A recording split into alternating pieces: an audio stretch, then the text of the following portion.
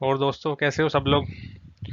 तो आज हम अपना डे 5 स्टार्ट करते हैं। ये डे 5 बहुत ही ज़्यादा इंपॉर्टेंट होने वाला है और मैं अभी बताऊंगा क्यों।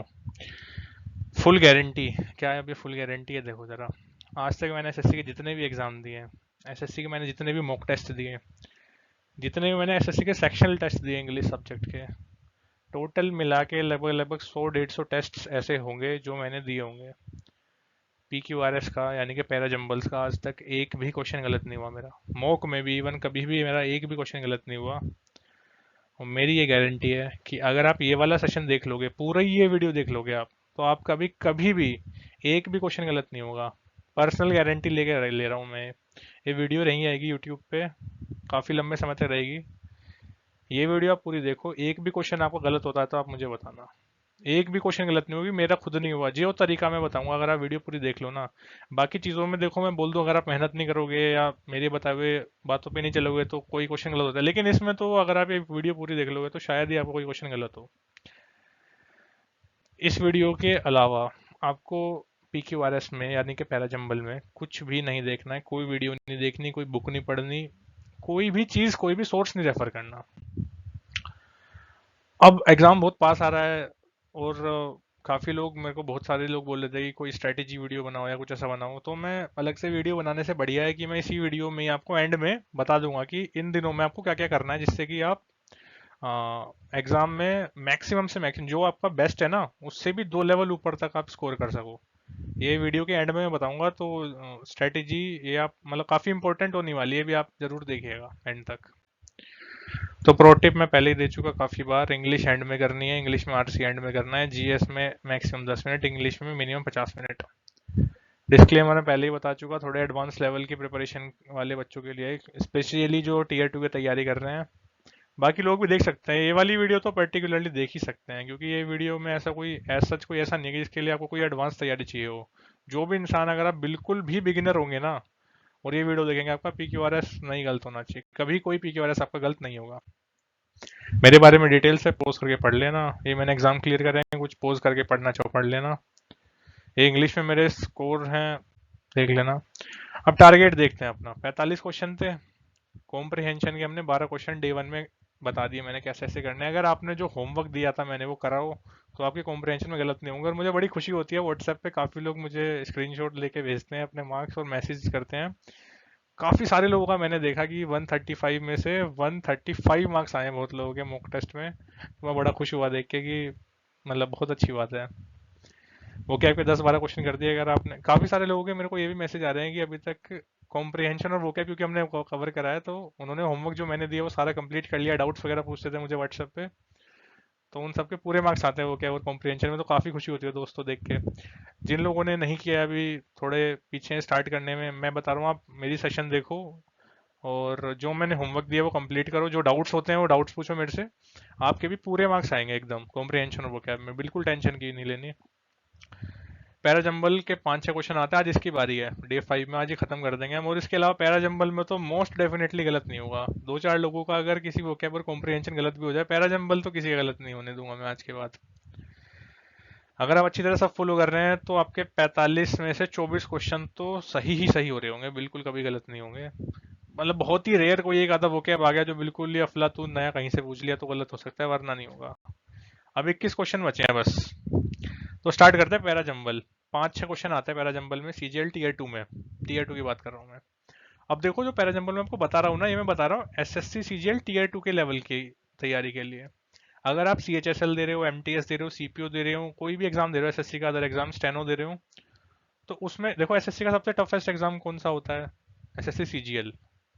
सबसे हाई लेवल का एग्जाम है एसएससी का है। सीजीएल में भी सबसे मुश्किल फेज क्या है? फेज 2, मतलब टीयर 2। तो टीयर 2 के लेवल तक अगर आप PQRS पैराजंबल निकाल ले जाओगे ना, तो एसएससी किसी भी एग्जाम के लिए पैराजंबल में आपको बिल्कुल स्मूथ चलोगे आप। तो 3 कैटेगरी में मैं बांटता हूँ पर्सनली PQRS को। ये किसी आप बुक में आपको कोई ये मेथड नहीं मिलेगा, ये मैंने पर्सनल अपना इजाद कराया 2-3 साल में थोड़ा रगड़ के। मैं आपको सीधा सीधा बता देता हूँ, देखो मैंने पर्सनल मेरा कैटेगराइजेशन है, ये कैटेगराइजेशन आपको किसी बुक में नहीं मिलेगा। मेरे हिसाब से जितने मैंने पैराजंबल देखे, और मैं देखो अपने एक्सपीरियंस से बता रहा हूँ, एक भी गलत नहीं करा आज तक, कभी मॉक में भी कभी गलत नहीं करा। मैं कैटेगराइजेशन करता हूँ उनका 3 तरीके से। सबसे पहले तरह के जो पैराजंबल अपने पास आते हैं ना, वो आते हैं स्टोरी वाले। अब ये स्टोरी वाले कैसे होते हैं, ये मैं बाद में आपको एग्जांपल देके डिस्कशन करेंगे इसके बारे में पूरा, तीनों तीनों चीजों के बारे में पूरा पूरा डिस्कशन करेंगे हम लोग।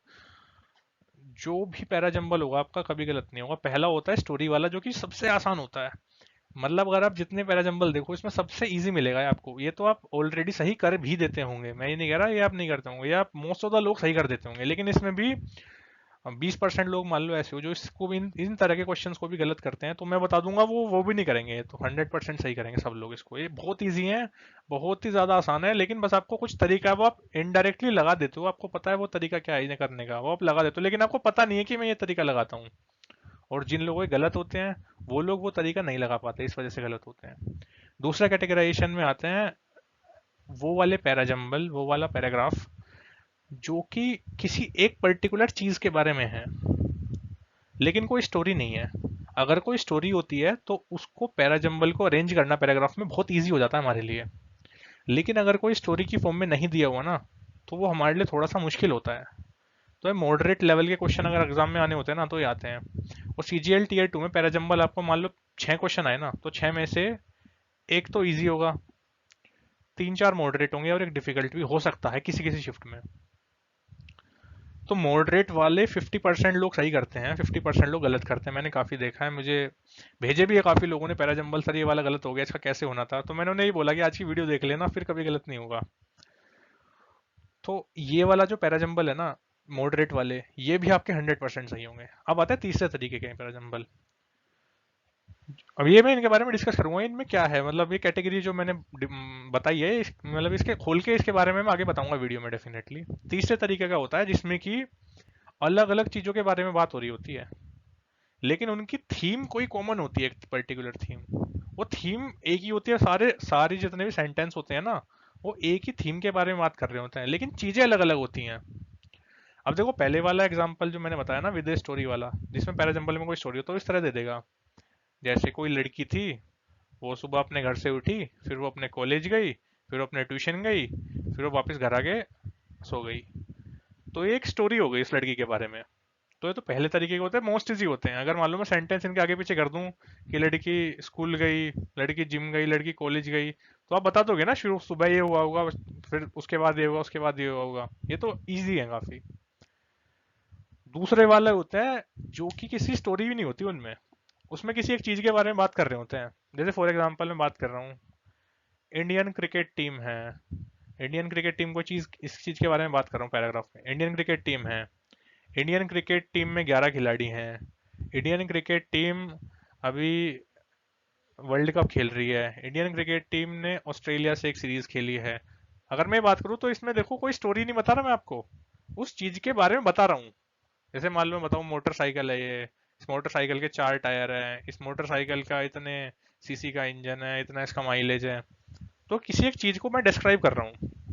ये होता है टाइप 2 वाले क्वेश्चन जो आते हैं एग्जाम में। मैंने सारे पेपर देखे हुए, सारा सब कुछ करा हुआ है मैंने। जो मैं 3 टाइप बता रहा हूँ, इनके अलावा कोई कुछ नहीं होता टाइप।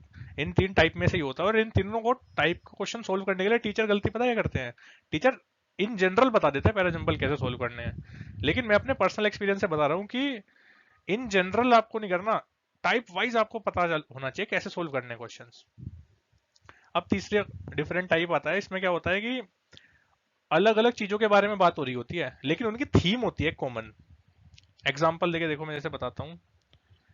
जैसे मैं अलग अलग चीजों के बारे में बात कर रहा हूँ, जैसे मान लो मैं बात कर रहा हूँ इनकम टैक्स इंस्पेक्टर के बारे में, टैक्स असिस्टेंट के बारे में, ऑडिटर के बारे में, डीए के बारे में। तो मैं अलग अलग चीजों के बारे में बात कर रहा हूँ, लेकिन थीम क्या है, ये थीम है सारी एसएससी सीजीएल की पोस्ट। तो थीम इनमें कॉमन होती है, लेकिन चीजें अलग अलग होती हैं जिनके बारे में डिस्कशन हो रहा होता है।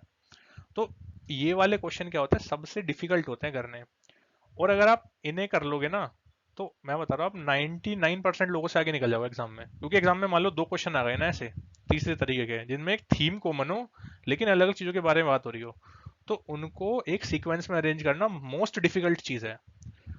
और मैं बताऊं, मेरे कभी भी मेरे 1-2 नंबर कटते थे ना, गलत होते थे, इसी वाले पैराजंबल कोई आता ना उसमें होते थे। लेकिन अब नहीं होते। मतलब ये मान लो कि जब मैं बिल्कुल जब बच्चा था 11th 12th क्लास में था, तब हमारी 12th क्लास की एक टीचर थी इंग्लिश की, उन्होंने मुझे ये करना सिखाया था। तो सुष्मिता मैम नाम था उसका, अगर मैम आप वीडियो देख रहे हो तो थैंक यू सो मच। हालांकि इतने वीडियो वायरल होती नहीं है मेरी, तो कहाँ ही देख रहे होंगे आप। लेकिन अगर कभी फ्यूचर में वायरल हो तो मेरी मैम ने मुझे बताया था, मैं उन्हें नाम लेना चाहता हूँ। तो अगर आप जो मैं मेथड बताऊंगा अगर आप वो वाले मेथड करोगे ना तो आपका कभी क्वेश्चन गलत नहीं होना, मैं गारंटी दे रहा हूँ। ये वाले क्वेश्चन 99% लोग गलत करते हैं। ये वाले क्वेश्चन आते कम है, पहली बात तो तीसरे टाइप के, पहले और दूसरे टाइप के ज्यादातर क्वेश्चन आते हैं। लेकिन ये वाले क्वेश्चन अगर आप सही कर देते हो, यहाँ पे आप एज बनाओगे, यहाँ पे आप रैंक ले जाओगे टॉप 1000 में, टॉप 200 में, टॉप 500 में, अगर आप ये वाले क्वेश्चन इस तरह के क्वेश्चन सोल्व करते हो कि बाकी लोग गलत करेंगे इस क्वेश्चन को। यही वाले क्वेश्चन होते हैं जो कि डिसाइड करते हैं आपके पूरे में से पूरे मार्क्स आने हैं कि नहीं आने। क्योंकि ये क्वेश्चन गलत ही करने, मतलब ये क्वेश्चन बनाए इसलिए आते हैं कि कुछ तो गलती करेगा बंदा।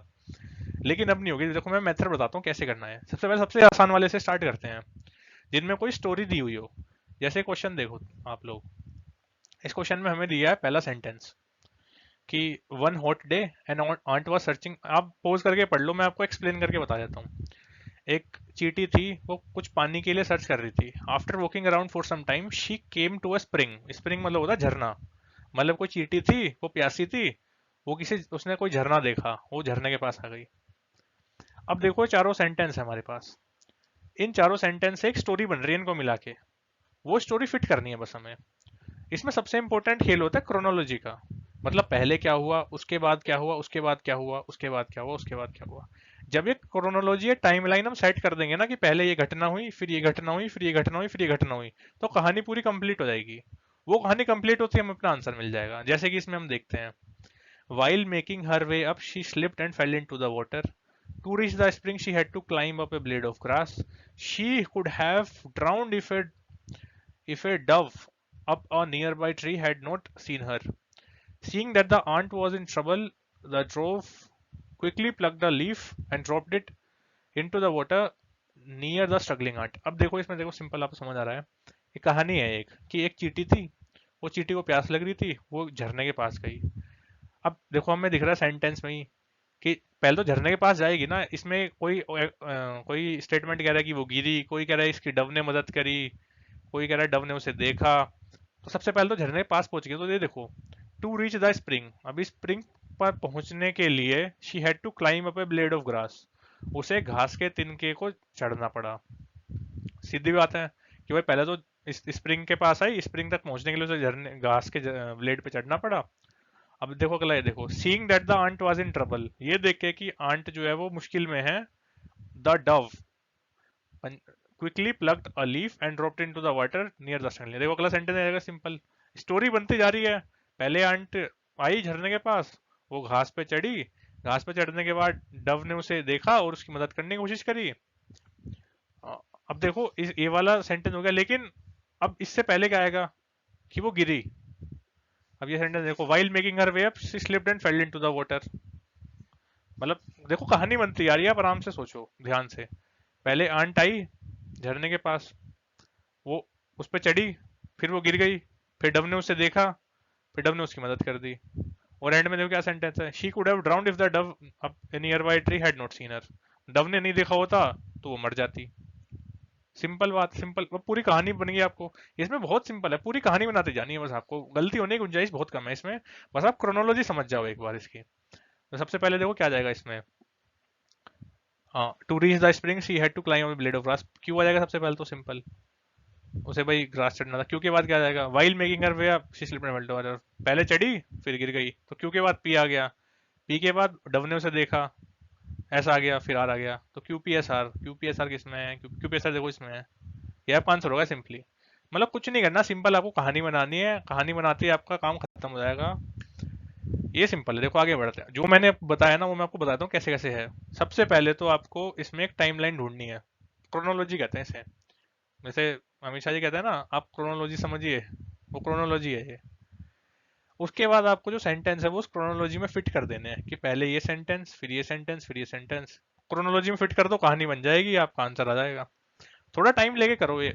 एक्चुअली जब मैंने बताया था ना आपको आरसी एंड में करना है, पी क्यू आर एस भी आपको आरसी से जस्ट पहले करना है, कॉम्प्रिहेंशन से पहले। ये भी लास्ट के टाइम में ही करने हैं, क्योंकि लास्ट के टाइम में आपको ये प्रेशर नहीं रहता कि पूरा पेपर बचा हुआ है। लास्ट के टाइम में आपको कहता है 4-5 क्वेश्चन ही तो है, अभी कर देता हूँ। पूरा टाइम ले करूंगा आप, हाँ 2-3 मिनट 4 मिनट लगानी हो लगा दो, पूरी कहानी बनाओ इसमें। अगर ये वाला क्वेश्चन आ गया और आपने गलत करा ना, आप बहुत सारे बच्चों से पीछे हो जाओगे, क्योंकि बहुत सारे बच्चे इस क्वेश्चन, इन तरह क्वेश्चन को बहुत ही इजीली सोल्व कर देते हैं। क्योंकि कहानी तो बनानी है कुछ सिंपल है, इंग्लिश पढ़ के समझनी है और लाइन में लिखना है बस सिंपल। अब इसमें देखो, इसमें भी एक मैं आपको प्रो टिप दे देता हूँ। इसमें ना कुछ वर्ड्स होते हैं, जैसे कि आपका there after, then, afterwards, there four.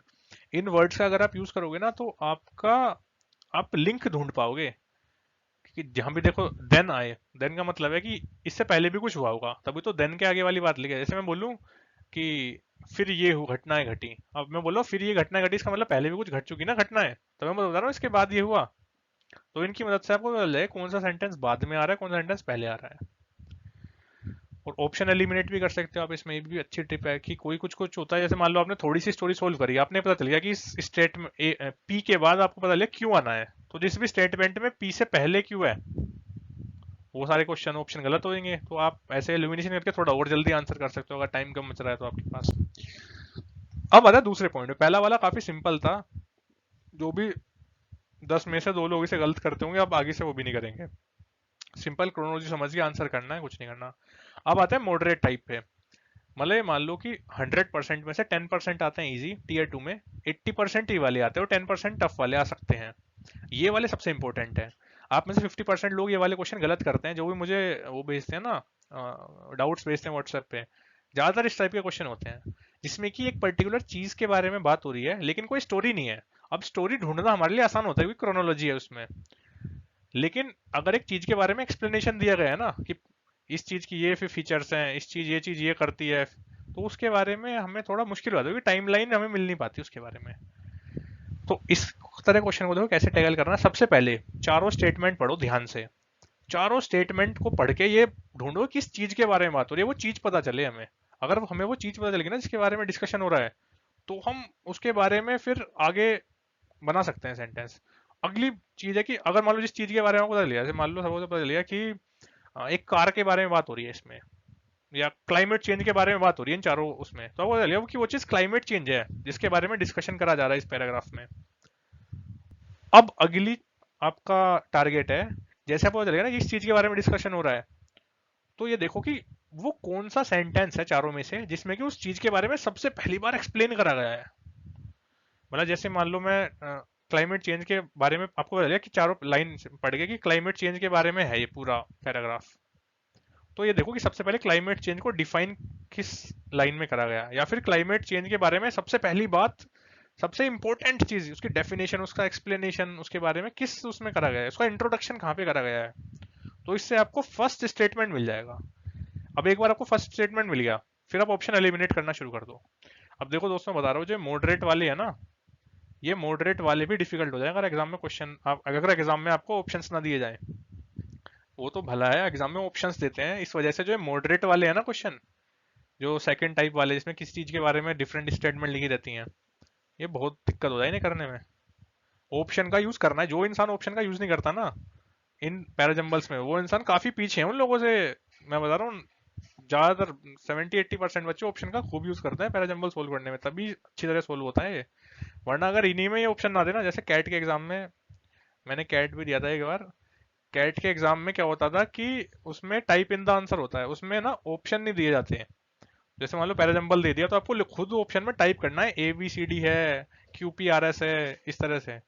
तो वो काफी डिफिकल्ट होता है, लेकिन इनमें ऑप्शन दिया तो ऑप्शन का यूज करके एलिमिनेट करना है। तो सबसे पहले वो चीज ढूंढो जिसके बारे में डिस्कशन हो रहा है। वो चीज ढूंढने के बाद ये देखो कि उस चीज के बारे में एक्सप्लेनेशन या उस चीज का इंट्रोडक्शन कौन से सेंटेंस में है, और फिर ये पता कर लो कि वो सेंटेंस पहला सेंटेंस है, वो फर्स्ट है। अब फिर ऑप्शन एलिमिनेट करो। ऑप्शन एलिमिनेट करने के बाद अब क्या देखो हमारे पास, ऑप्शन एलिमिनेट करने के बाद हमारे पास क्या होगा कि मान लो दो एलिमिनेट हो गए, दो ऑप्शन बच गए। कई बार तो सारे एलिमिनेट हो जाते हैं, आंसर आ जाता है। कुछ बार ऐसा होता है कि दो एलिमिनेट होते हैं, कुछ बार एक ही होता है एलिमिनेट। हालांकि बहुत कम है, एक ही हो, दो तो जरूर हो जाता है एलिमिनेट। तो एलिमिनेट होने के बाद फिर जो सेंटेंसेस हैं, बाकी जो बचे सेंटेंसेस, अपने पहला स्टेटमेंट तो ढूंढ लिया, अब बाकी स्टेटमेंट जो बचे हुए हैं ना, उनमें लिंक ढूंढने की कोशिश करो। किसी भी स्टेटमेंट का किसी भी स्टेटमेंट से लिंक ढूंढना एसएससी के पेपर्स में बहुत ही ज्यादा आसान है। मतलब 100% इतना आसान है लिंक ढूंढना कि आप हल्का देखो, आपको स्ट्रेटेजी बता दी मैंने कि लिंक ढूंढना है, तो और मैं बता भी दूंगा कैसे ढूंढना है लिंक। तो बड़े प्यार से आप लिंक ढूंढ के आंसर टिक कर दोगे। अब लिंक कैसे ढूंढना है देखो, मान लो किसी चीज के बारे में डिस्कशन करा गया कि राम और श्याम स्कूल जाते हैं, और अगले सेंटेंस में देखा दे आर बेस्ट फ्रेंड्स, तो पता चल गया ना राम और श्याम की बात हो रही है। अगर मान लो सेंटेंस दिया Ram and Shyam are best friends, अगला स्टेट कहीं और मैंने स्टेटमेंट लिख दिया these two also go to tuition together, तो पता चल गया ना कि इसके जस्ट बाद ये स्टेटमेंट आनी है, इन दो के बारे में दीज लिखा हुआ है इसके नीचे। तो इस तरह से आप लिंक बिठा सकते हो, और लिंक बिठाने के लिए क्रोनोलॉजी भी बड़ी हेल्प कर सकती है आपकी। बता ना क्रोनोलॉजी समझिए, क्रोनोलॉजी के से भी आप लिंक बिठा सकते हो। जैसे मान लो मैं बता रहा हूँ कि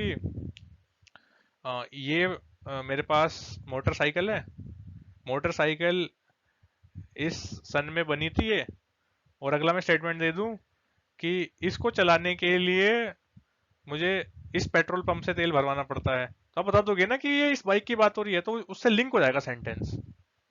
और क्रोनोलॉजी जैसे मैंने पहले बताया हुआ है, क्रोनोलॉजी की पहले हुआ उसके बाद ये हुआ उसके बाद ये हुआ, तो क्रोनोलॉजी से भी आप लिंक ढूंढ सकते हो। तो देखो मैं सम अप कर देता हूँ, तीन चीज देख ली हमने सेकंड वाले टाइप में। सबसे पहली चीज तो ये देखो किस चीज के बारे में बात हो रही है। सेकंड स्टेप ये देखो कि फर्स्ट स्टेटमेंट कौन सा है। फर्स्ट स्टेटमेंट वो होगा जिसमें कि या तो उसको चीज को डिफाइन करा गया हो या उसके बारे में एक्सप्लेन करा गया हो। तीसरी चीज आप लिंक ढूंढो, लिंक कैसे भी ढूंढ लो, जो ये वर्ड्स दिख रहे हैं ना दीज देम दे, इनकी मदद से ढूंढ लो या फिर क्रोनोलॉजी से ढूंढ लो, लिंक ढूंढना आना चाहिए आपको। तो तीन चीज हो गई, ये तीन चीज ढूंढते ही आप ऑप्शन एलिमिनेट करके आंसर टिक कर दोगे, और ये मैं करके दिखाऊंगा आफ्टर लिंकिंग एलिमिनेट ऑप्शन। तो फाइनली आंसर आपके सामने आ जाएगा, मैं करके दिखाता हूँ, देखो कैसे करना है। हमारे पास मान लो ये पैराग्राफ है, और ये पैराग्राफ ना मैंने सीजीएल टीयर 2 के पेपर से ही लिया है, तो मैं उन टीचर में से उन लोगों में से तो हूँ नहीं जो कि आसान आसान चीजें अपनी स्लाइड में डाल के और सोल्व करके हीरो बन जाते हैं। मैं लेता हूँ एक्चुअल पेपर, जिससे कि क्योंकि मैं आपके सामने खुद एक्चुअल पेपर सोल्व करके दिखाऊंगा, तभी तो आप लोग खुद एग्जाम में एक्चुअल पेपर सोल्व करोगे ना। तो देखो ये स्टेटमेंट आई थी, आप पोज करके इन स्टेटमेंट के बारे में पढ़ सकते हो। मैं खुद एक एक लाइन पढ़ूंगा तो टाइम लगेगा, वीडियो पोज करो, ये चारों स्टेटमेंट पढ़ लो एक बार, वीडियो चारों स्टेटमेंट पढ़ लोगे फिर अनपोज करो फिर देखो। ये चारों लाइन पढ़ के, मैं होप करता हूँ आपने पढ़ ली होगी चारों लाइन। ये चारों लाइन पढ़ के आपको पता चल जाता है कि ये है ना किस चीज के बारे में बात कर। पहला स्टेप देखो क्या था, किस चीज के बारे में बात हो रही है, किस चीज के बारे में बात हो रही है यहाँ पे बात हो रही है। देखो इसमें भी क्या लिख रहा है, दीज फूड्स पावर फूड्स के बारे में लिख रहा है, यहाँ पे भी पावर फूड्स के बारे में देख रहा है देखो, और यहाँ पे पावर फूड्स के बारे में देख रहा है। तो आपको चारों स्टेटमेंट पढ़ के सबसे पहले पता चल जाना चाहिए कि किस चीज के बारे में बात हो रही है, पावर फूड्स के बारे में बात हो रही है इस पैराग्राफ में। अब दूसरा स्टेप क्या था, अब ये देखो कि पावर फूड्स जो हैं उनको एक्सप्लेन या उनका इंट्रोडक्शन किस लाइन में करा गया है। अब ये देखते हैं, देखो many fitness trainers encourage their clients to include these foods, मतलब कि बहुत सारे फिटनेस ट्रेनर कहते हैं कि पावर फूड्स खाने चाहिए हमें अपनी डाइट में। अगले power food can be included in the every, अगला कह रहा है कि पावर फूड एवरीडे डाइट में अलग अलग तरीके से इंक्लूड करे जा सकते हैं। तीसरा स्टेटमेंट कह रहा है the secret of getting the most out power food, मतलब पावर फूड से सबसे ज्यादा शक्ति लेने के लिए हम उन्हें, ये इंपॉर्टेंट है कैसे हम इन्हें कुक करें कैसे क्या करें। तो स्टेटमेंट है पावर फूड वो होते हैं जो कि न्यूट्राइंट्स में हाई होते हैं, फाइबर में पोटेशियम मिनरल में हाई होते हैं। तो आप देखो आसान सिंपल लग रहा होगा आपको, दिख रहा होगा कि ये डी स्टेटमेंट है, इसी में पावर फूड को एक्सप्लेन करा गया है कि क्या है ये। Power foods are high in nutrients such as fibre potassium and minerals. तो सीधा सिंपल समझ रहा होगा आपको, क्योंकि इसके बारे में इंट्रोडक्शन दिया गया है इस वाली लाइन में। और कोई लाइन पहले, और कोई सेंटेंस पहला हो ही नहीं सकता जिसमें इंट्रोडक्शन या डेफिनेशन दी हो ना उस चीज की, वो हमेशा पहला स्टेटमेंट होता है।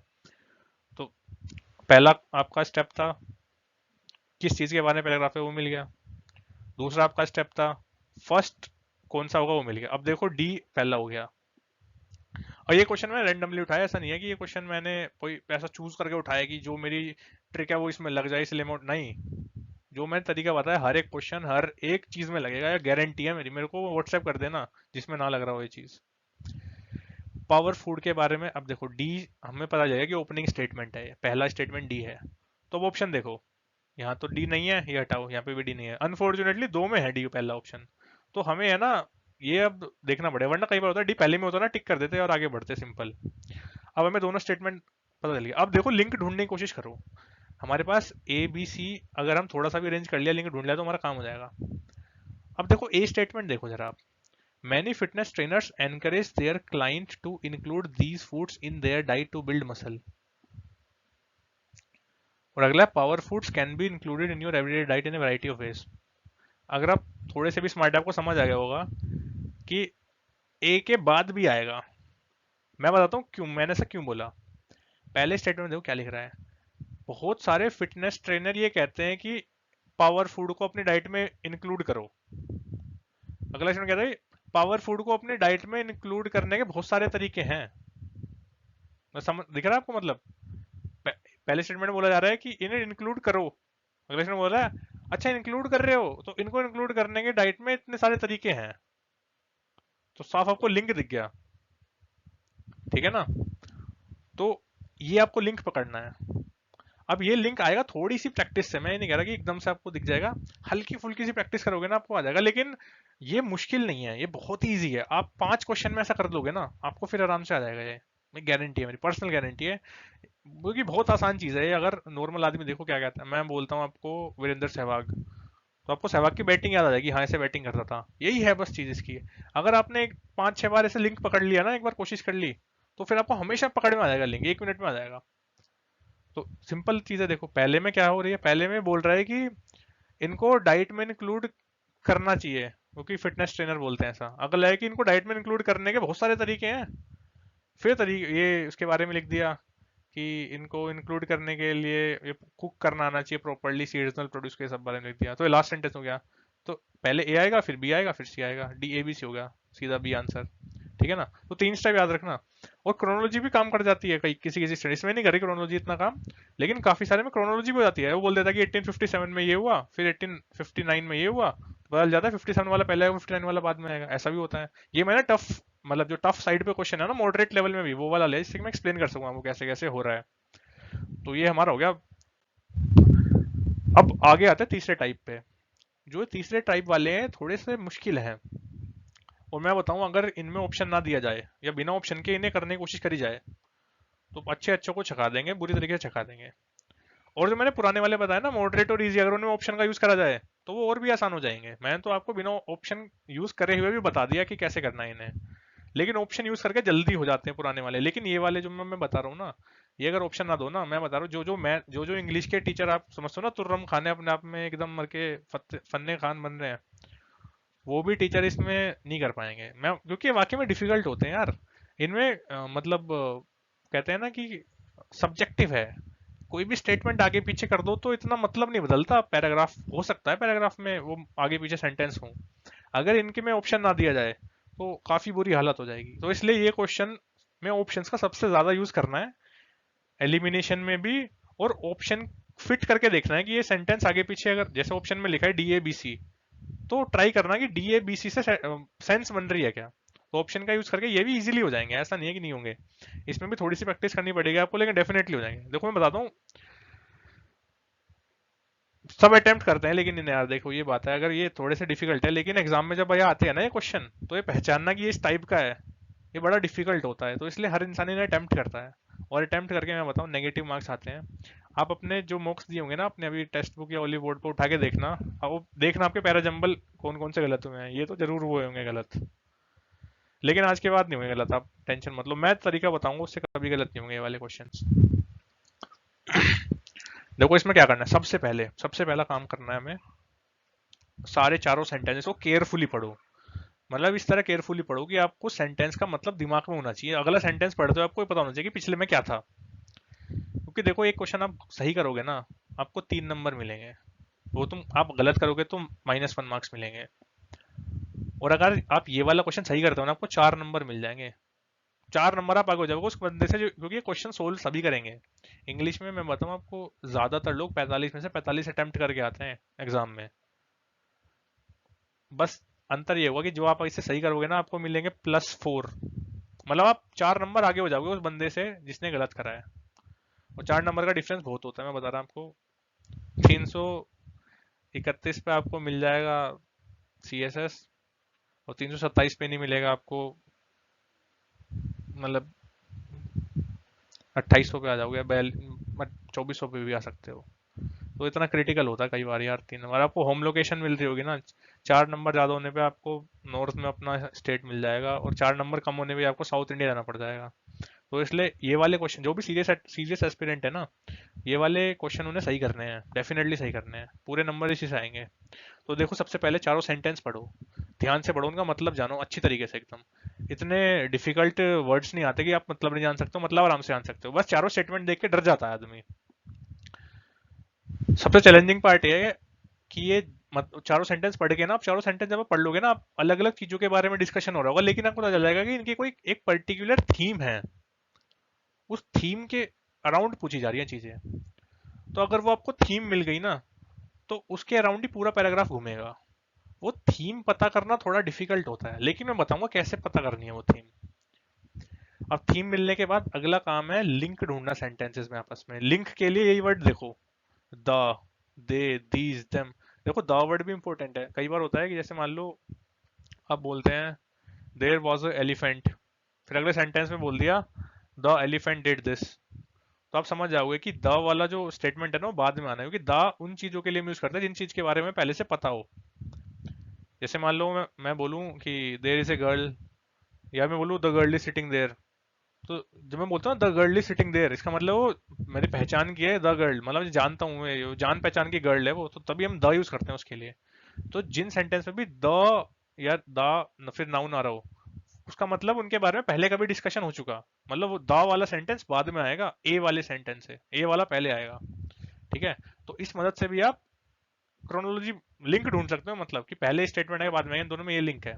ठीक है ना, दे, दीज, देयर, फोर, हैंस, इन सब वर्ड्स का यूज करना, इन्हें मतलब पिक करना आना चाहिए आपको, कि सेंटेंस में लिखा तो आपको पिक हो जाए ये, कि ये बाद में आएगा क्योंकि दा यूज हो रहा है, ये बाद में आएगा क्योंकि दम यूज हो रहा है। ठीक है, तो अगला है, अब लिंक बना के ऑप्शन एलिमिनेट करो। सिंपल बात, बिना ऑप्शन के इन्हें अटेम्प्ट छूने की भी कोशिश मत करना, माइनस नेगेटिव में नंबर लेके चलोगे, फिर बोलोगे कि 110 नंबर की वाले सारे अटेम्प्ट कर दिए हमने तो।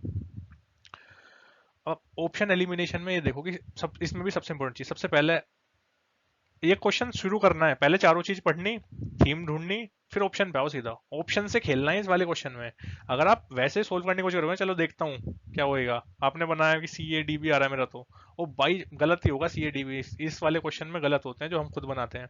वो बाई चांस ऑप्शन में आपको दिख गया ना सी ए डी बी, आप टिक कर दोगे, सोचोगे मेरे तो नंबर हो गए, लेकिन ऑप्शन का यूज करके ही सोल्व करना है इन्हें, बिना ऑप्शन के ट्राई मत करना, मैं ये कहना चाहता हूँ बेसिकली।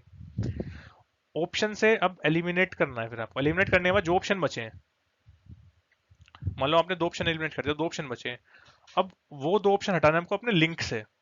पहला, शुरुआत में ट्राई करना है फर्स्ट स्टेटमेंट जो आपने आइडेंटिफाई करी उससे हटा दो ऑप्शन, दूसरी बार आपको देखना है कि जो आपने लिंक बनाया ना उससे हटा दो ऑप्शन, दो चीज करनी है। मैं करके दिखाता हूँ, देखो आपको आंसर आ जाएगा आपके सामने। ये देखो आप, ये आपको दिख रहा है काफी बड़ा सा है, देख के आदमी थोड़ा डर सकता है इसे, लेकिन मैं देखो आपको, आप वहां फिर से पोज करके आप सारे स्टेटमेंट पढ़ लो, मैं डिस्कशन करता हूँ इनके बारे में। आपने पोज कर दिया, पढ़ लिया, अब अनपोज करो, और अब मैं इसके बारे में डिस्कशन करता हूँ। देखो चारों सेंटेंस आपने पढ़ लिए होंगे, इन चारों सेंटेंसेस में सबसे पहला स्टेप है थीम आइडेंटिफाई करना, इनकी थीम क्या है। अब थीम आपको ये सब पढ़ के ना समझ आ गई होगी कि इसकी थीम है स्टोरी टेलिंग। ये स्टोरी टेलिंग की बात कर रहा है इस पूरे चारों सेंटेंस में, पूरे पैराग्राफ में। ये बोल रहा है कि इंडिया में स्टोरी टेलिंग ऐसे है, इंडिया में रामायण महाभारत एग्जाम्पल हैं अच्छी तरीके से, लिटरेरी सोर्सेज के स्टोरी टेलिंग के, फिलोसॉफिकल डिस्कोर्स में ऐसे होता है, और मतलब फॉरेन कंट्रीज में शेक्सपियर और होमर इस तरह के लोग हैं। तो ये स्टोरी टेलिंग की बात कर रहा है, ये आपको थीम समझ आ गई, इस थीम के अराउंड ही पूरा पैराग्राफ घूमेगा। अब इसमें कोई क्रोनोलॉजी नहीं है, कोई एक सिंगल चीज ऐसी नहीं इसके बारे में बात हो रही हो। कभी ये बात कर रहा है रामायण महाभारत के बारे में, कभी ये बात कर रहा है इंडिया के बारे में, इंडिया ऐसी कंट्री है, कभी ये बात कर रहा है शेक्सपियर होमर के बारे में, कभी एडिशनली कोई फिलोसॉफिकल डिस्कोर्स के बारे में बात कर रहा है, भगवत गीता के बारे में बात कर रहा है। तो एक पर्टिकुलर चीज के बारे में बात नहीं कर रहा, लेकिन थीम वही है स्टोरी टेलिंग, कि इंडिया में स्टोरी टेलिंग ऐसे है, फॉरेन कंट्रीज में ऐसे होती है, ये सब होता है। तो थीम पता चल गया में स्टोरी टेलिंग है। अब दूसरा स्टेप है, ये देखो कि वो पहला स्टेटमेंट कौन सा होगा, ये देखो। अब ये सारे हमारे पास ऑप्शन है, ऑप्शन से सोल्व करना है क्वेश्चन, बिना ऑप्शन के ट्राई मत करना, बहुत जहरीली चीज हो जाएगी। सबसे पहले इसमें ऑप्शन दिख रहा है मैं डी, अब ये देखो डी से सेंटेंस शुरू हो सकता है क्या। Mahabharata and Ramayana are two great examples of colossal works that unquestionably enjoy the virtue of being peak source। और हाँ मैं बता दूं ये क्वेश्चन भी मैंने सीजीएल टायर 2 से लिया है, डिफिकल्ट क्वेश्चंस में से एक है, काफी लोगों को गलत हुआ होगा, गारंटी ले रहा हूँ मैं, 80% लोग गलत करके आए होंगे क्वेश्चन, अच्छे अच्छे लोग भी। ये वाला पहला स्टेटमेंट हो सकता है क्या, हाँ हो तो सकता है यार, सेंस तो बन रही है पहले स्टेटमेंट इसके होने की। अब बी ऑप्शन, अब मैं ऐसा क्यों कह रहा हूँ, क्योंकि ये किसी ऐसी चीज से स्टार्ट नहीं हो रहा ना, जैसे मान लो एडिशनली से स्टार्ट हो रहा है, ये तो कहाँ हो सकता है पहला सेंटेंस? हो सकता है? नहीं हो सकता। एडिशनली से थोड़ी स्टार्ट कर सकते हैं किसी पैराग्राफ को यार हम। एडिशनली तो मतलब होता है इसके अतिरिक्त। मैं बोलता हूँ ना कि जाओ ये ले आओ सब बाजार से, आओ ये ब्रेड पकौड़े ले आओ, ये छोले भटूरे ले आओ, फिर बोलता हूँ इसके अतिरिक्त थोड़ी सब्जी भी ले आना। तो इसके अतिरिक्त से थोड़ी स्टार्ट करेंगे पैराग्राफ, तो ये तो नहीं होगा। ये हो सकता है बोले कि रामायण महाभारत से शुरू करे, ये एग्जाम्पल है कोलोसल वर्क के। ये हो सकता, पहला ऑप्शन हो सकता है। अब बी देखो, बी से स्टार्ट हो सकता है paragraph. India is a country where people are full of immense prolixity and exemplary story telling. इससे भी हो सकता है यार, काफी अच्छा बन रहा है सेंटेंस। तो डी से भी हो सकता है, बी से भी हो सकता है, ए से हो सकता है। ये देखो, they stand undefeated in the realms of Shakespeare and Homer. नहीं यार, दे की बात हो रही है तो जहां पे भी दे की बात हो ना, मतलब उससे पहले कोई दो चीज, मतलब एक से ज्यादा चीज आई है पहले कोई, या कोई प्लूरल चीज आई है इससे पहले, जब भी तो दे का इस्तेमाल करा है ना, तो इसका मतलब ये पहला स्टेटमेंट नहीं होगा। अगले में बी है पहला, तो मतलब हमने सी ऑप्शन एलिमिनेट कर दिया। पहले कौन सा पहला सेंटेंस होगा? देखो हमने अब तक काम क्या करा, अब तक हमने चारों ध्यान से पढ़े। चारों ध्यान से पढ़ने के बाद हमें पता चल गई थीम्स की स्टोरी टेलिंग है। दूसरा स्टेप क्या लिया हमने? दूसरा स्टेप हमने लिया पहला सेंटेंस क्या होगा वो फाइंड करना। पहला सेंटेंस हमने फाइंड कर लिया कि डी भी हो सकता है, बी भी हो सकता है, दोनों हो सकते हैं। तो इसलिए केवल ये ऑप्शन एलिमिनेट हो गया। ऑप्शन एलिमिनेशन से चल रहा हूँ मैं। अब इन तीनों में देखते हैं। अब देखो, डी एक में है, बी दो में है, तो कुछ लोग क्या करते हैं, मैं देख रहा हूँ कि अच्छा बी दो में है तो बी वाले कोई ना कोई ऑप्शन होना चाहिए। चलो टाइम कम है, चलो टाइम बहुत कम बचा है, चलो इसी को तुक्का मार देता हूँ। ऐसे नहीं करना। ये भी ऑप्शन हो सकता है खूब आराम से आंसर। ये मत सोचना कि ज्यादा चीजें जिसमें दी हुई है उस तरीके से होगा। काफी मतलब फुलिश आइडिया है ये। अब देखते हैं, देखो आगे क्या करना है। अब देखो इनमें क्या है, डी ए सी बी है। अब ये देखो D A C B sentence बन रहा, अब पहले लिंक ढूंढता है। देखो तीसरा स्टेप था लिंक ढूंढना। अब लिंक ढूंढने की कोशिश करो। देखो लिंक देखो, India is a country where people are full of immense prolixity and example. मतलब ये कहना चाह रहा है कि भारत एक ऐसा देश है जिसमें कि बहुत ही अच्छे तरीके से कहानियां बताई जाई हैं। पुराने जमाने में हमारे मतलब बहुत अच्छे तरीके से कहानी बताता था। इंडिया ऐसा देश है। फिर देखो additionally the philosophical discourse and discussion on the various dilemmas of ये। अब ये देखो भाई, ये सेंटेंस पढ़ के ये इससे लिंक हो भी सकता है, नहीं भी। अगर कोई आपको ये सेंटेंस पढ़ के सीधा बताया ना इससे लिंक नहीं हो सकता, वो आपको साथ मजाक कर रहा है। किसी को नहीं पता चल सकता इसके साथ लिंक हो सकता है कि नहीं, हो भी सकता है नहीं भी। अगला स्टेटमेंट पढ़ते हैं। डायरेक्टली लिंक नहीं पता चल रहा लेकिन हो सकता है इससे लिंक। अगला स्टेटमेंट देखो, Mahabharata and Ramayana are two great examples of colossal works that unquestionably enjoy the virtue of being peak sources of their cultural ethos and country. अब ये वाला सेंटेंस ना पहले से लिंक हो सकता है, हो तो सकता है, इससे लिंक हो सकता है, इससे भी ये लिंक हो सकता है। तो इसलिए मैंने तीनों सेंटेंस पढ़ लिए ना, मुझे अभी तक कुछ लिंक का आइडिया नहीं हुआ। ना ही इसमें क्रोनोलॉजी फिट हो रही, ना ही इसमें कोई ऐसे वर्ड्स हैं them there after they the, जिनसे कि कुछ पता चल रहा हो। कुछ नहीं पता चल रहा मुझे इनसे। तो अब क्या करूं मैं? तो अब पहला स्टेटमेंट पढ़ता हूँ। They understand undefeated in the realms of Shakespeare and Homer. हाँ देखो, अब मुझे पता चल गया। देखो डी सेंटेंस दोबारा पढ़ो एक बार। Mahabharata and Ramayana are two great examples of the colossal work that फला फला फला फला। मतलब इसने बोला है कि रामायण और महाभारत ऐसे दो महान एग्जाम्पल हैं जिनमें कि हमारे देश के बारे में बहुत अच्छी बातें बताते हैं सब। अगला, अब ये पहला स्टैंड पढ़ो। They stand undefeated in the realms of Shakespeare and Homer. और ये अनबीटन है, मतलब इनकी बराबरी नहीं कर सकते शेक्सपियर और होमर भी। ऐसी तगड़ी चीज है महाभारत और रामायण। तो मिल गया ना लिंक। जो ये दे वर्ड है ना, ये रामायण और महाभारत के लिए इस्तेमाल करा गया है। अगर आप चारों सेंटेंस अच्छी तरीके से पढ़ो ना तो आपको समझ आ जाएगी ये चीज कि रामायण और महाभारत के बारे में दे लिखा हुआ है यहाँ पे। तो ए डी के बाद आएगा। तो ये देख लो, डी के बाद ए किसमें नहीं है, वो ऑप्शन एलिमिनेट कर दो। डी के बाद इसमें ये तो रहेगा ऑप्शन, डी के बाद इसमें ये भी हो सकता है ऑप्शन, ये तो पहले एलिमिनेट करता। अब देखो डी इसमें नहीं है तो इसे हटा दो भाई, ये भी हट गया। हमारे पास दो ऑप्शन बचे। अब इन दोनों में से हमें देखना क्या हो सकता है आंसर। अब यहाँ पे देखो इसमें लिखा है Mahabharata and Ramayana are the two great examples of the colossal work that unquestionably enjoy the virtue of being peak sources of the cultural ethos of the country। ये द कंट्री की जो बात है ना, कि इंडिया की बात हो रही है ये। और इंडिया की बात किस सेंटेंस में थी? ए में, बी में sorry. India is a country जिसमें कि बहुत अच्छी तरह से स्टोरी टेलिंग होती है। महाभारत और रामायण देश के सबसे अच्छे एग्जाम्पल है जो इसके वर्चू के ऑफ पीक सोर्सेज के बारे में बताते हैं, कल्चरल एथोस के। तो जो द कंट्री है ना, ये जो द वर्ड है, ये द वर्ड किसी ए वर्ड से यूज हो रहा है। ए भी मतलब ए लगा दो या नहीं लगा दो जरूरी नहीं होता, ये यूज हो रहा है द वर्ड इंडिया के लिए। तो ये दूसरा वर्ड है जिससे आप लिंक ढूंढ सको द कंट्री से, द कंट्री हो रही है इंडिया की बात, तो मतलब डी से पहले बी आएगा। तो आपको सिंपल देखो ये ऑप्शन थे डी से पहले भी किसमें, इसमें, तो इसका आंसर हो गया बी। देखो मैं समझ रहा हूँ काफी आप लोगों को लग रहा होगा थोड़ा सा डिफिकल्ट हो, लेकिन इस वीडियो को दोबारा देखना आप, जो मैंने तरीका बताया ना वो तरीका दोबारा देखना और फिर खुद से अप्लाई करने की कोशिश करना, और ये क्वेश्चन खुद से एक और बारी सोल्व करना। ये वाला क्वेश्चन टीयर 2 में आया था और काफी लोगों का गलत हुआ, मेरी सिस्टर ने दिया था, मेरी सिस्टर का भी गलत हुआ, तो ये थोड़ा सा मुश्किल था सवाल।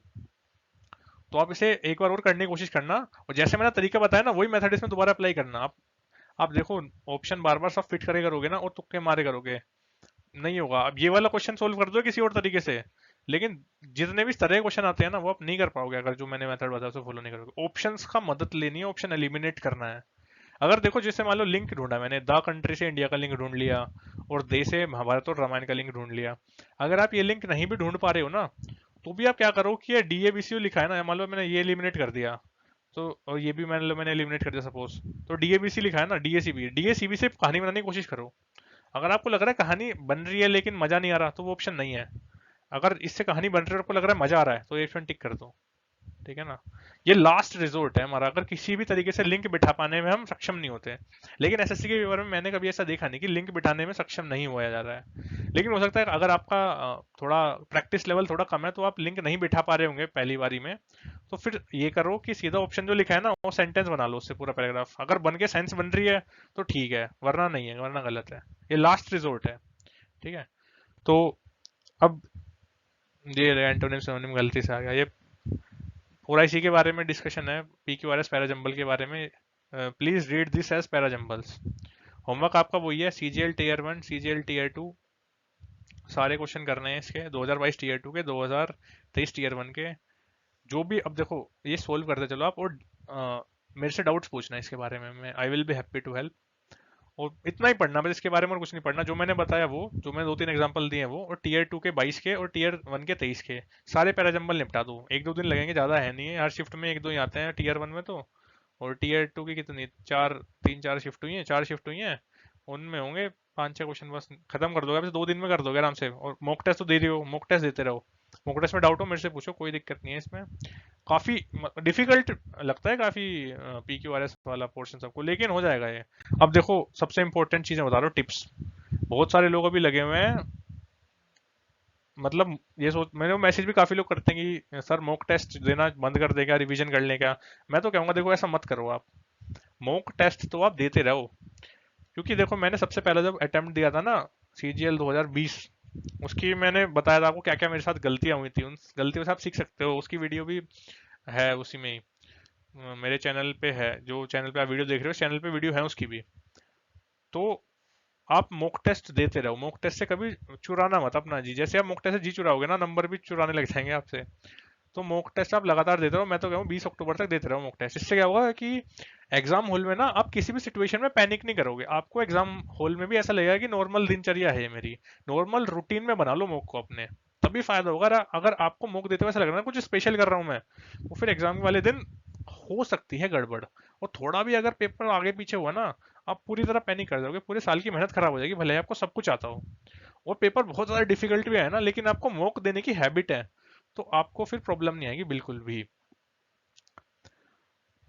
सिंपल रूटीन अपना ये रखो, देखो डेली बेसिस पे रोज उठो, मॉक लगाओ, एनालाइज करके टॉपिक उड़ा दो उसी वक्त और सो जाओ। सिंपल ही करना, मॉक देना है, मॉक में मान लो पता चल गया पैराजंबल गलत हो रहे हैं, मेरी ये वाली वीडियो देखो जो मैंने स्ट्रेटेजी बताई है, पैराजंबल प्रैक्टिस करो जहां से मैंने बताए हैं और सो जाओ बस, पैराजंबल फिर गलत नहीं होंगे। मान लो आपको वो कैब में दिक्कत आ रही है या आरसी में दिक्कत आ रही है, जो मैंने वीडियो बताई है वो देखो, जो मैंने क्वेश्चन बताया वो क्वेश्चन निकाल लगाओ 2-4, सो जाओ। मान लो मैथ्स में कोई टॉपिक नहीं आता, मान लो आपको दिक्कत आ रही है कंपाउंड इंटरेस्ट में, क्वेश्चन गलत हो रहे हैं, कंपाउंड इंटरेस्ट के क्वेश्चन देखो, नोट्स देखो, सोल्व करो, 2-4 क्वेश्चन उस तरह के सोल्व कर दो बस। इस तरह एक टॉपिक वाइज जहां जहां भी दिक्कत आ रही है वो खत्म करते हुए चलो, ज्यादा टाइम लगना, सिंपल है। बस मॉक लगा के एनालाइज करो, खत्म। मॉक लगा के एनालाइज करोगे ना, टॉपिक कवर करोगे, आपके मैं बताऊं 20-30 नंबर बढ़ जाएंगे, आज से भी शुरू करोगे ये चीज। देखो सबसे इम्पोर्टेंट चीज हेल्दी रहो, अगर आप मान लो बीमार हो गए अब, तो बड़ा वो होगा आप पे, मतलब it will take a toll on your marks definitely. Time schedule पे स्टिक रहो, कुछ भी ऐसा मतलब बाहर का खाना वाना थोड़ा अवॉइड करो अभी एग्जाम के वाले दिन तक। अगला देखो, सुबह जल्दी उठने की आदत तो बनानी पड़ेगी, क्योंकि देखो कई बार क्या होता है ना, कुछ लोगों के साथ मुझे बोलते हैं वो कि यार काफी अच्छी तैयारी थी, पढ़ा था, लेकिन मैं क्या था, रात को 3:30 बजे सोता था, सुबह 11:30 बजे उठता था, और शिफ्ट हो गई मेरी 7:30 बजे हो गया रिपोर्टिंग टाइम। एग्जाम हॉल में गए, इतनी नींद आई कि एग्जाम ही बिगड़ गया, मैथ के क्वेश्चन सोल्व भी नहीं हो पा रहे, सो ही गए हम तो ऐसा नहीं होना चाहिए। अभी 10-15 दिन है एग्जाम में, तो अपनी अच्छी तरह हैबिट बना लो, और पूरी तरीके से फोकस करके ये सोचो कि मुझे अपना जो रूटीन है ना वो इस तरह करना है कि एग्जाम देने वाले दिन में मैं मोस्ट एक्टिव रहूं, जिस पर्टिकुलर टाइम फ्रेम में मेरी शिफ्ट आ सकती है ना। मतलब देखो, सुबह 7:30 बजे रिपोर्टिंग टाइम शुरू हो जाता है काफी एग्जाम्स का, तो आपको आदत होनी चाहिए 7:30 बजे मैं एग्जाम सेंटर पहुंच के 9 बजे पेपर लिखना शुरू कर दूं, तो मैं पूरी तरह हाइपर एक्टिव रहूं जितना मुझे होना चाहिए एक्टिव। अब देखो, इस वाली चीज के बारे में मुझे थोड़ा सा डिस्कशन करना था यार। आप में से काफी लोग मेरे से डाउट्स पूछते हैं, मुझे बहुत अच्छा लगता है, मैं सबको बताता हूँ। एक भी बंदा ऐसा नहीं है जिसका मैंने रिप्लाई ना करा हो। अगर किसी का भी मैंने रिप्लाई नहीं करा हो ना, कमेंट में मुझे बताना, एक भी इंसान ऐसा नहीं होगा। मैं सबका रिप्लाई करता हूँ, लेकिन यार देखो मेरी लिमिटेशन है, मैं कॉल नहीं उठा सकता यार। मैं ऑफिस में रहता हूँ, वर्क करता हूँ, कई बार आप लोगों का फोन आता है, मैं काफी सारे 5-6 लोगों से तो एक दिन में फोन उठा ही लेता हूँ, लेकिन सबका मैं नहीं उठा सकता। इसलिए कुछ लोगों का जो मिस्ड कॉल हो गई, मैं उसके लिए माफी चाहता हूँ। लेकिन जो भी व्हाट्सएप करता है, मुझे डाउट्स भेजता है, मैं तुरंत डाउट फॉलो कर देता हूँ। जो भी पीडीएफ मेरे से मांगता है, मैं विद इन सेकेंड उसे पीडीएफ भेज देता हूँ। कोई भी अगर आपको हेल्प चाहिए किसी भी तरीके के एग्जाम के बारे में, अदरवाइज किसी भी चीज के बारे में, मुझे व्हाट्सएप करो। पर्सनल गारंटी है, अगले 1 घंटे में आपको रिप्लाई मिलेगा। जो भी आपको हेल्प चाहिए, जो भी डाउट्स हो मेरे से पूछो। काफी सारे लोग मुझे डाउट्स मतलब भेज रहे हैं स्क्रीनशॉट अपने मार्क्स, मुझे बहुत अच्छा लगता है वो मार्क्स देख के, आपके अच्छे मार्क्स आ रहे हैं, आप मेहनत कर रहे हो, आगे बढ़ रहे हो। तो करते लगे रहो, बस व्हाट्सएप करना, लेकिन यार कॉल मत करना प्लीज, क्योंकि यार पॉसिबल नहीं है। आप खुद सोचो यार, मान लो कोई इंसान 15-20-25 कॉल अगर एक दिन में बात कर रहा है, और कॉल पे मैं डायरेक्टली क्वेश्चन भी नहीं सकता। कोई मेरे से कॉल के पूछे कि सर मेरे को एम्बियंट का वो बताओ मेरे को, तो यार मैं मतलब ऐसे यार ये सही नहीं है ना। वो तो आप गूगल सर्च भी कर सकते हो खुद से। अब क्वेश्चन है, मान लो क्वेश्चन पूछो मेरे से कि सर ये पी क्यू आर ऐसा क्वेश्चन गलत हो गया, तो मेरे को इससे बढ़िया व्हाट्सएप कर दो ना सीधा आप। व्हाट्सएप पे मैं देख के उसे सोल्व कर दूंगा, आपको मैसेज भेज दूंगा जो भी है। अब कॉल थोड़ा सा अवॉइड करो, अगर बहुत ही अर्जेंट है तो कॉल कर लो, फिर मेरे को व्हाट्सएप डाल दो कि सर कैन आई कॉल, मैं आपको टाइम बता दूंगा कि लंच में फ्री रहता हूँ, शाम को फ्री रहता हूँ, उस टाइम कॉल कर लेना। कॉल के लिए भी कोई दिक्कत नहीं है, बस हर समय मैं कॉल पे अवेलेबल नहीं हो सकता। तो इतना ही था, थैंक यू, जय हिंद, अपनी तैयारी करते रहो, ऐसे आगे बढ़ते रहो, बाय बाय।